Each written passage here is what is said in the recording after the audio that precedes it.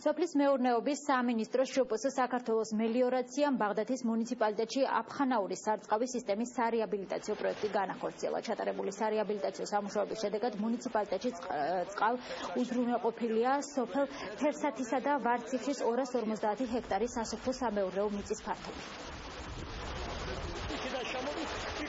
მოდიოდა პატარა წყალი დაუშვათ მეც ბევრჯერ და მთელი ის ვინც ამ წყლით სარგებლობს ამოდიოდნენ მეშოკებით ტვირთავდნენ სილას და ყრიდნენ იქ რომ წყალი შეებუგებია ხალხი მაინც უწყლოდ რჩებოდა და ახლა წყალი არის სათავე გაკეთებულია როგორც ერთ-ერთი მოხმარებელი და ამასაკის კაცი მაყოფილი ვარ და მადლობელი ვარ რომ ასე დიდი საქმე გაკეთდა. რეაბილიტაცია ჩაუტარდა აფხანაურის სარწყავ სისტემას. რეაბილიტაციის შედეგად აღსდგა 5 კილომეტრი მაგისტრალური არხი და ორი სოფლის თერსათისა და ვარციხის მოსახლეობის 250 ჰექტარ მეტრზე მოხდა წყალ უზრუნველყოფა.